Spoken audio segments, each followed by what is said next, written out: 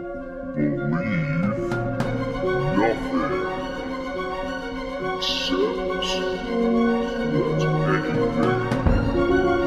is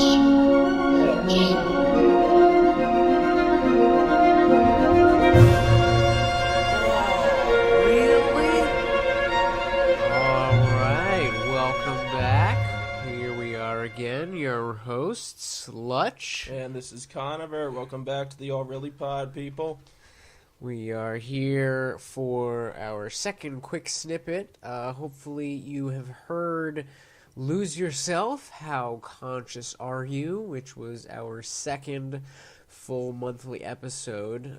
This will be a follow-up to that. So if you haven't heard of that, if you haven't heard that one, you might want to listen to that. Hit the pause, as Chris Hardwick would say. Either way, there's a lot of good stuff in here that's not directly relating. We're answering some questions, so I mean, the questions are here. But first off, we want to thank anyone who has listened, liked, commented, or offered any type of support. Starting out, we obviously didn't even know if anyone would even care, much less listen to this. And the fact that we're doing this and already we're getting you guys to think about things, and that you're asking questions, like, it means the world to us. Yeah, it's awesome, and I gotta say, Lutch and I really, really appreciate anything for that matter. So just keep it coming. And just on a personal note, we were just a couple of dudes a couple months ago who thought it would be cool to just make like GoPro videos or something, because we knew he and I were onto something. And next thing you know, we're sitting here making monthly hour-and-a-half long podcasts. So it's, we've had our ups and downs here and there, but we're making it through, and we're really excited about the future, mind the cliche. Yeah, so this being a quick snippet, let's not waste any more time kissing your guys' asses. And, Thank you. So let's get to our first question that comes from Facebook. Yeah, let me pull that up for us real quick. All right, this is from Kristen Teresa Ann. Thank you again, Kristen. And I'm reading this exactly how she wrote it, just, throwing that out there. Question. So when you say the self is an illusion, how can people grasp this concept in both a neuroscience and spiritual way? So the way I understand it is we are rooted in our neurobiology, but there is no constant essence of being because we enter into moments that are ever-changing. The way we take in these experiences is an automatic, multi-sensational process, leading us to believe that we can control our existence. But really, by having that view, we limit our actual experiences. Our thoughts about those experiences trap us and prohibit us from having transcendental experiences. Is that right? Can you expand? Wow. Okay. All right. So there's a lot to unpack there in that question.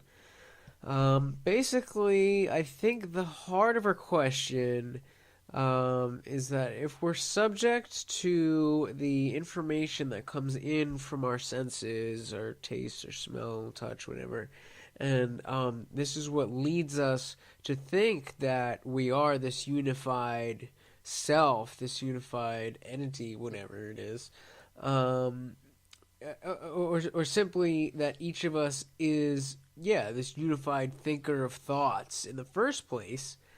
How can this same information be received or understood to experience the illusion itself? If it's the senses that make us think that we're a self and that's apparently an illusion, how can we use those same senses and that same information stimulus to witness the illusion itself, and have the idea of ourself that we're so sure exists just fall away? Furthermore, I think she's talking about how the fact that thoughts and emotions do continuously and involuntarily arise in our consciousness is constantly working against any attempts to simply experience the sensory information coming in at a given present moment. Which is what we mean when we say things like experience the present, cutting through the illusion, breaking from being lost in thought. These are all essentially the same thing we're talking about. It's a state of being where it's pure existence. That voice in your head is gone. Your full attention is being used by your senses, and you're completely in the present moment. And I mean, whatever way you want to say it, this behavior of our consciousness to constantly be working to maintain the concept of the self. This is part of the illusion, and this lies the problem. I mean, this is what makes it so hard. Looking for the self is like looking for your lost glasses.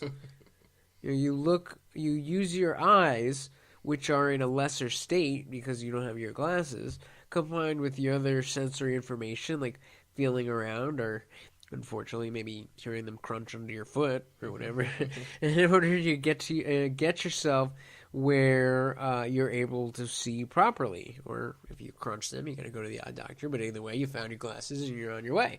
But yeah, in order to get to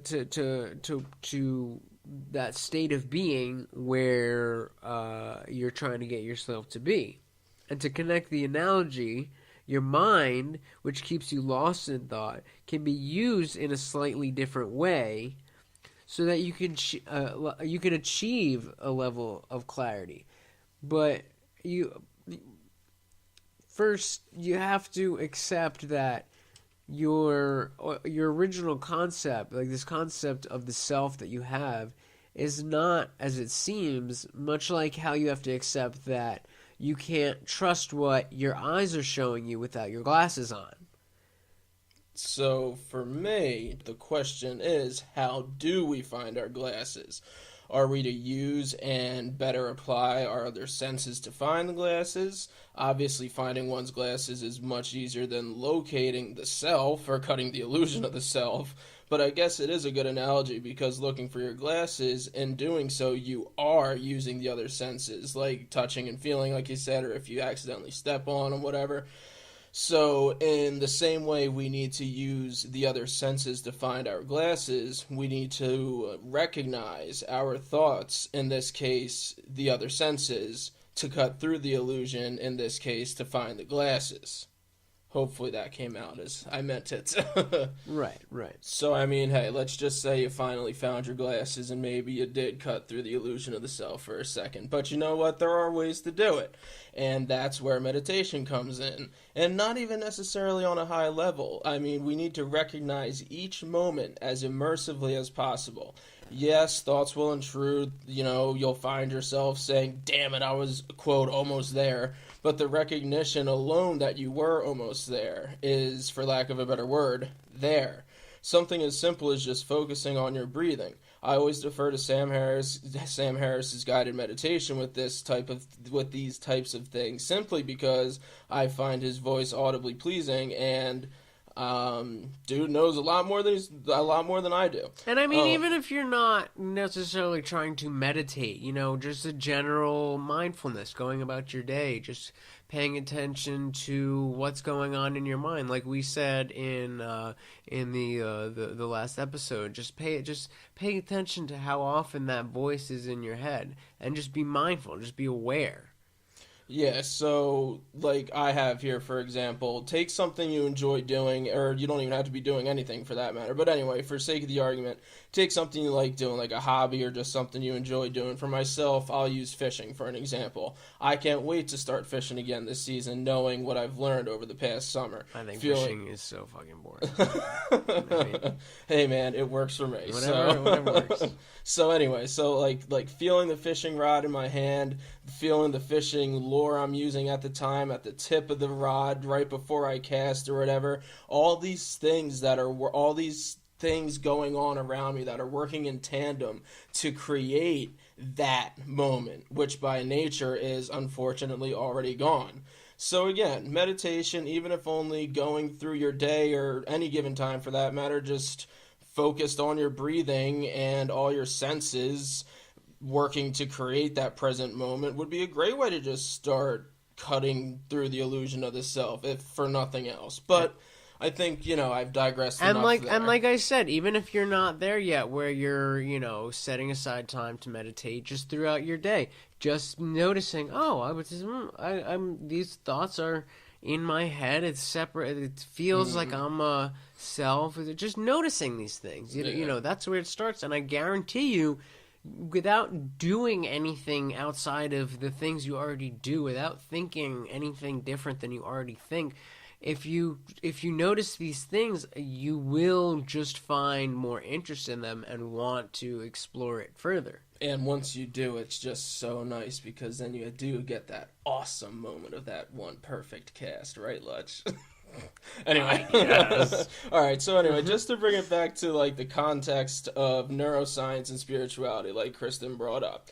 That was the beginning of her question, was to understanding all these things in the different contexts of both neuroscience and spirituality. All right. So in terms of neuroscience, it means that we have a school of scientific thought that can provide empirical evidence of things that may conflict with what our common sense tells us about those things.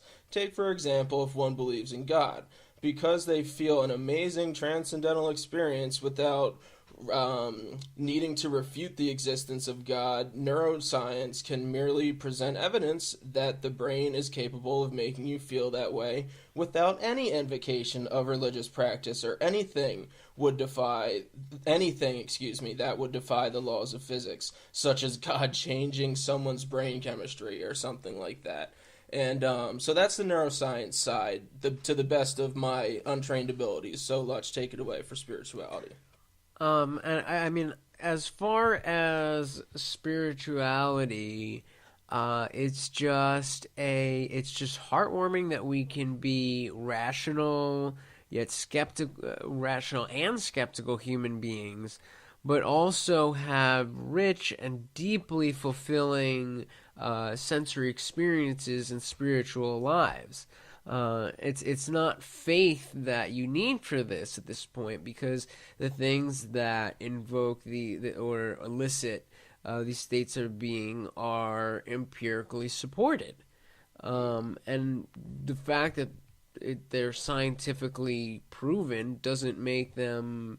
It doesn't lessen the degree of awe I feel when I look up at the stars and the power of the cosmos, or looking into the eyes of a lover, and since it is in fact a science, the methods of achieving these states and feeling these feelings and creating these present moments is a matter of something that can be harnessed and utilized to maximize the utility. And, unfortunately, we're at the very, very early stages of that science. And psychology and neuroscience are really, I would say, the first areas, maybe even areas of biology, things like that. Sociology, things like that. These newer sciences that aren't even economics, for that matter, in the sense that it's pattern recognition, and there's real trends that we can use to create scenarios that we want, or to prevent scenarios that we don't want, or talking about on a personal level emotions we want or emotions we don't want. But the point is, we have to, like any other science, we have to develop them, and it's just a matter of time. You hear a lot of argument against, science has no idea about this, as if to say that there is nothing to be said. It's just that we don't know it yet, and that's humility. That's fine. Yeah. So there was a lot in that question. I hope we addressed all of what you were asking. If not, feel free to continue asking more questions. Yeah.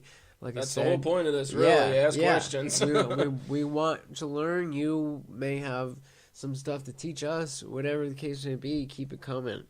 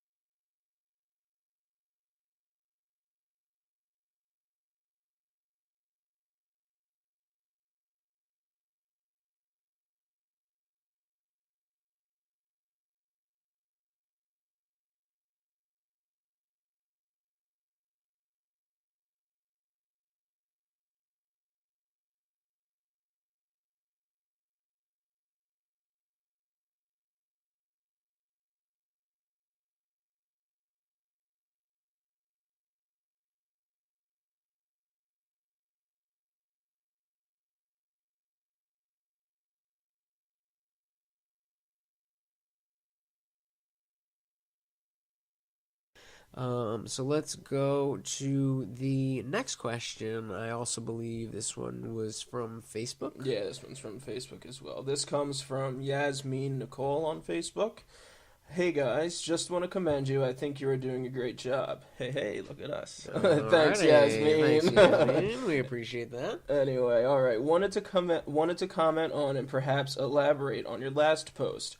You mentioned how, as thinking beings, we try to intellectualize consciousness and, quote, being present, end quote, and that's probably the biggest hindrance to the meditative mind. Sometimes I wonder, in the age of constant stimulus via media and both societal, monetary, and individualistic motivations for productivity/progress, we're further disconnected from consciousness. I feel like people have muted their consciousness, most unknowingly, and any attempt to truly gauge it is moot because people prefer tangible truth as opposed to realm of possibility. By that token, you would think then that religion could help people tap into consciousness because of the inherent belief in intangible forces beyond/outside of the self. And yet sometimes it seems like the most religious folk are more devoid of consciousness, consumed by ego. Obviously, I can't expect you to speak on behalf of all religions, but perhaps with your research of Sam Harris, you could comment on that. Also, from a psychological standpoint, could you elaborate on how mental priming, either through habitual negative thought and or religious indoctrination, can further degrade connection between self and consciousness? Keep up the good work. Well, thank you, Yasmin. Again, another great question. A lot in there. So again, we'll try to address as much as we can. I mean, firstly, I want to say that in my experience, and remember, I was religious for it was a little more than half my life now. And in my experience, personally, religious people are very nice people. They want to create a sense of community. It's always been a positive experience on a person-to-person basis, and that's never been my message that Christians are bad people. Of course, now we do call out the Christians who are bad people, but we all, we call out politicians and whatever. It's just, religion is a sore note with me, and so if you use your religion to be an asshole, then that's certainly going to not rub me the right way. But I mean, you would think that unilaterally that religious people would be more spiritually enlightened than others, because that is a large, I would say, at least for me, and again, a lot of people that I know that I've talked to, a large part of the attraction to religion in the first place is this feeling of happiness, the community, the feeling of being part of something larger than yourself, and all those things. The problem is it's all based on lies. So the only way for it to provide comfort for these nice people, most of the ones who aren't causing problems, that are just going about their lives, the medium majority of your everyday believer who doesn't see a problem with religion, or didn't see a problem with their religion, maybe other religions, but it's for it to be cyclically structured. The whole thing has to be cyclically structured. And take any religion. If you take its claims at face value, so long as any doubts or questions you have are addressed within the confines of the structure, like if you doubts about I prayed to God and didn't answer my, where was God? And as long as there's an answer built in, God works in mysterious ways, and it's all part of God's plan. Man, that's the go-to. If you don't have a skeptical mind, you'll continue along the path. And apart from religion being just untrue, the Abrahamic religions simply have a message that promote arrogance and egocentrism. It's masked behind nice story. Well, some of them, a lot of right. Some of them aren't so nice, but it's masked behind nice stories. And there's, like I said, there certainly are a lot of positive messages within, the Bible, for example. It's not horrible, and just as a piece of literature, the way it's written, historically, it definitely stands on its own. It's just not. It's just not holy book, but the underlying themes just promote this worldly, selfish arrogance that some people being inherently better and everyone else being inherently inferior, and determined by a being who cannot be questioned, is beyond any of our reasoning, and so although on the surface it is about spirituality, on the surface it's about love thy neighbor and whatever, the fact that it's untrue, the fact that it's based on lies and promotes behavior based on not the universe we live in, is even with the best intentions, things are going to go awry. Yeah, that's a bad start. Even with the best intentions. Yeah. If you think God hates fags, you're probably not going to be very nice to homosexuals. And that would be morally okay if it were true that God hates fags. But that's absolutely ridiculous, obviously. So acting in this way is inappropriate based on the belief that gay people are equal to straight people. I mean, it's just that simple. So hopefully that's what you're going for. And again, thank you for the praises. Yes, we really thank you appreciate again. it. Next, I got a message from my friend Matt, who listened to. He admittedly didn't get to listen to everything, but in his busy schedule, he did his best to listen to a lot of what we had, and had many praises. So thank you, Matt, for listening. I understand your schedule. I got a busy schedule too. Whenever you get around to it, it's there waiting for you. And so it was a rather long message. So I definitely, again, and he went into some personal stuff. So I won't read the message. But basically, he doesn't consider himself an atheist. He said he does believe in something unknown, and he calls it God for context sake and for convenience sake. But based on what was written in this message, he is a deist and not a theist, meaning that a theist is someone who believes that God is a conscious being that is listening to your prayers and is intervening in the universe and things like that. And deist is more about believing that perhaps that God is some type of consciousness in nature, or just something, right? Yeah, something that started it all, or it's much less defined. There you go. And to be clear, there are philosophical arguments for that I'm perfectly happy to accept. It's just I'm waiting for the evidence. Yeah, exactly. Proof.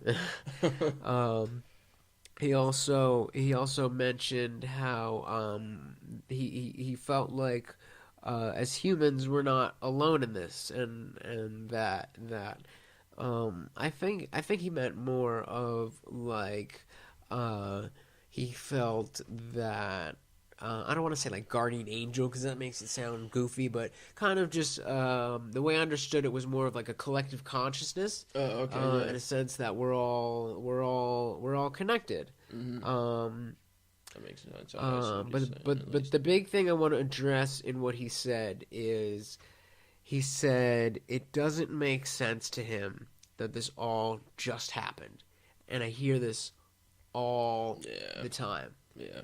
And it's perfectly understandable.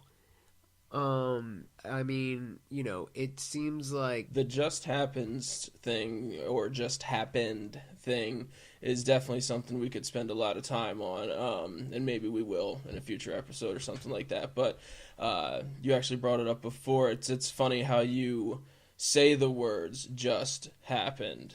oh right, Yeah, so right. I'd like It's, go, yeah, yeah, exactly. speak to It's that, not. please. It's not that it just happened, in the sense that it just snap of the finger and happened. Just like that. It means it just happened. It in the sense that nobody did it. It happened. Okay. But Yep.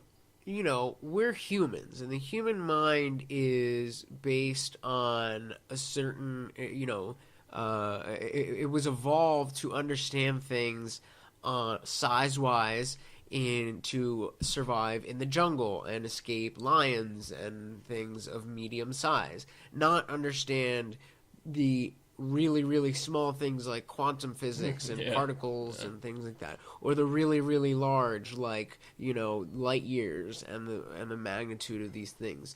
And our brains also have trouble understanding huge amounts of time. I mean, if you think about, you know, like just 1 billion years, you just, as a human who will live of an average, let's just say 100 years, there is no way that you could possibly fathom what 1 billion years would be like. I can't fathom a billion of anything. Like, I can't even visualize a billion of anything, dude. And I mean, to make it even clearer, if I were to say to you, it's 12 degrees on the Kelvin scale in here. Yeah.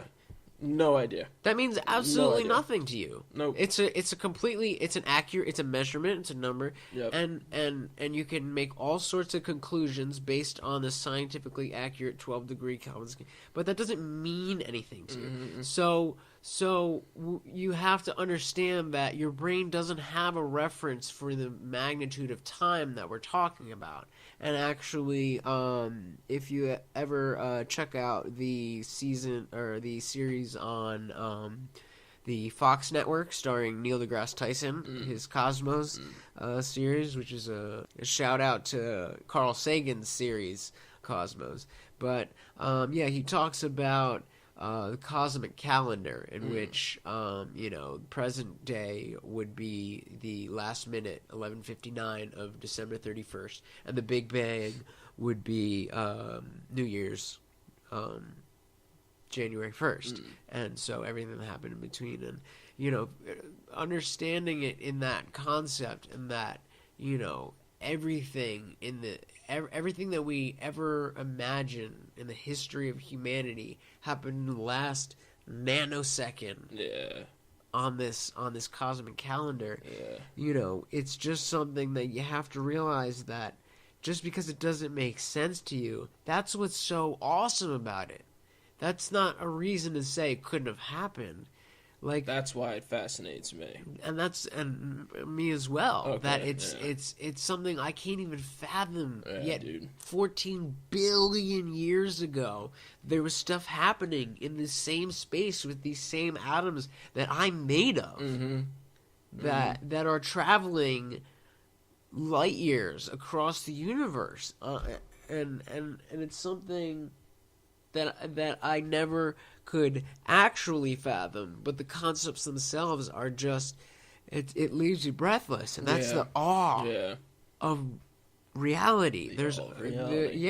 And it's there, and unfortunately, I hope, Matt, I hope you don't take this offensively, but it's a little bit of an arrogant position to claim that simply because something doesn't make sense to you, that it cannot possibly be. Oh, yeah, yeah. To claim that for something to be true, it must be able to be comprehended by you. That you understand everything that is in the universe, and anything that doesn't make sense to you does not exist. I mean, I'm sure that's not what you meant, but this is what you're actually saying when you're saying it just doesn't make sense that it just happened. Yeah. And it didn't happen in a snap of a finger. No. It merely happened over a very, very, very very long time scale. Yeah, definitely. And again, that's the beauty of science, is that it doesn't make sense to us. What really happened is way more amazing than anything that our puny human minds could ever fathom. And the only way that we're just now starting to get a model of that reality is because of the process of science, is because of the collection of information, and only with, minuscule steps of individual people working in groups together in year after year, decade after decade, gathering and building on each other's information, that these things can be discovered and confirmed, or more often disconfirmed. Yeah. But the things that Again, survive, that's the beauty of science. the things that survive, and it's proven, it's real. There's no doubt needed. Mm-hmm. Also in this message was a general question about our thoughts of death and the afterlife.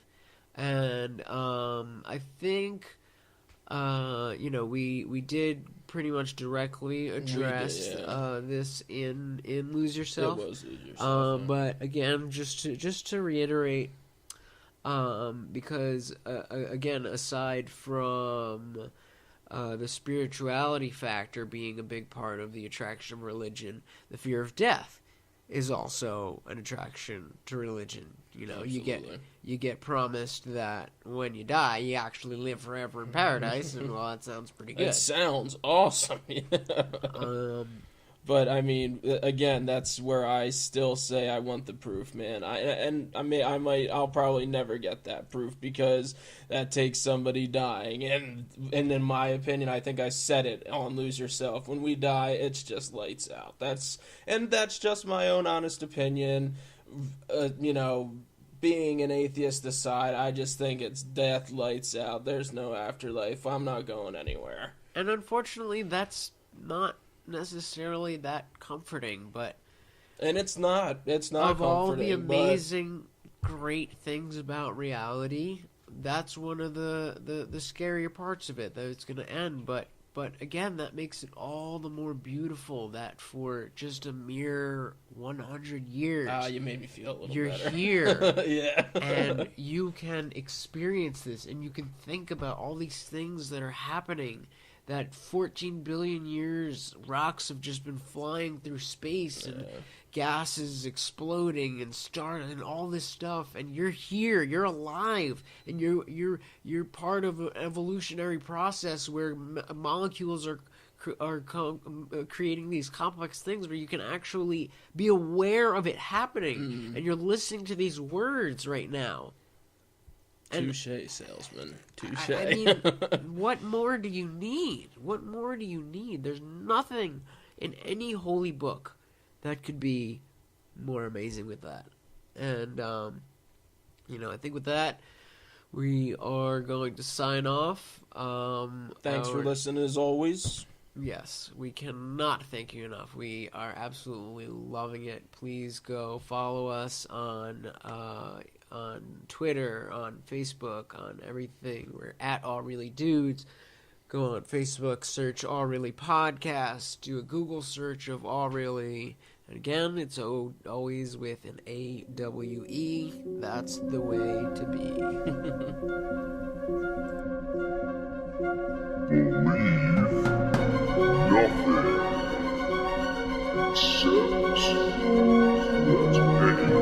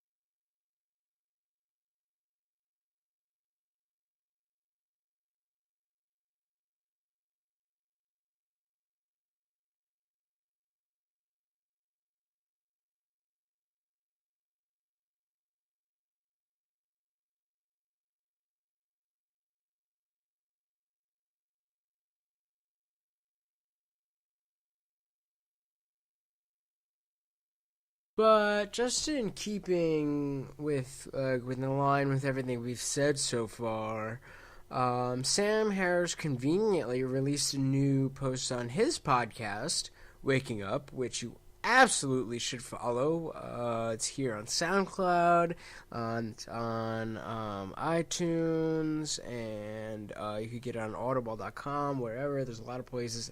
Absolutely one of the best things I've ever heard. Whenever I see there's a new post, verbally I'm like, yes! But it was an Ask Me Anything, and one of the questions he answered was just so in line with this quick snippet, we figured to just use, it's like a 1-minute clip of him reading and answering the question. Because I think it's a question a lot of people have, including myself. I had it when I started on this journey, and it's evolved. That I've started to understand. I guess I've started to understand the question more, and I'm continually searching for answers. But I think I'm getting I think I'm getting ahead of myself. So I wouldn't dream to think that I can answer the question better than he could.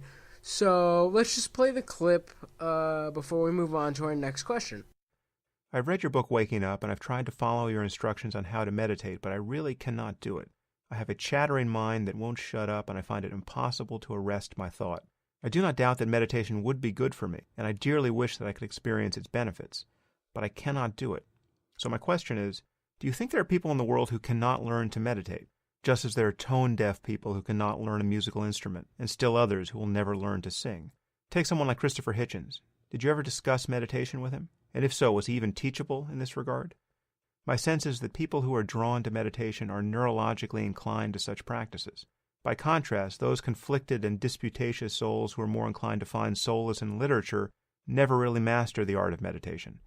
I would love to be proven wrong, but please tell me your thoughts. This is from John Askin.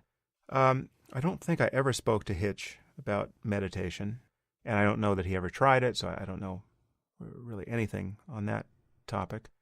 Everyone finds it difficult. Virtually everyone finds it difficult, especially in the beginning. And it is just simply a fact that your experience of meditating for the longest time, and probably for the rest of your life, will be one of continually noticing that you're lost in thought and then coming back to the object of meditation, whether that's your breath or the arising of thoughts themselves, or just kind of a wide open awareness of whatever you can notice, sounds, sensations, moods, whatever you're trying to focus on. That project will be continually interrupted by your automatically and unwittingly identifying with the next thought that arises in consciousness. So the thing you have to do at the outset is just accept that this is the character of your mind and be willing to begin again. All you're going to be doing is starting over and over again. If you sit down and want to meditate for an hour, you will be interrupted 1,000 times in that hour by thought. And it's not a matter of suppressing thought. It's not a matter of getting to some place where you no longer think. I mean, those experiences can happen, but that's not the goal of meditation ultimately. The goal is to see thoughts as thoughts and recognize what consciousness is like prior to them, and even in their very midst as they're recognized. And you can do that. You can get there even with a mind that is more or less continuously bombarded by thoughts. You just need enough mindfulness to keep coming back. And again, I'm going to build an app to help with this, because I think guided meditation is very useful. It's especially useful in the beginning, but it's useful for anyone. It's still useful for me. Having someone in your ear remind you that you're supposed to be paying attention is just a device to help you break the spell of identification with thought in a moment when you weren't otherwise going to break it yourself.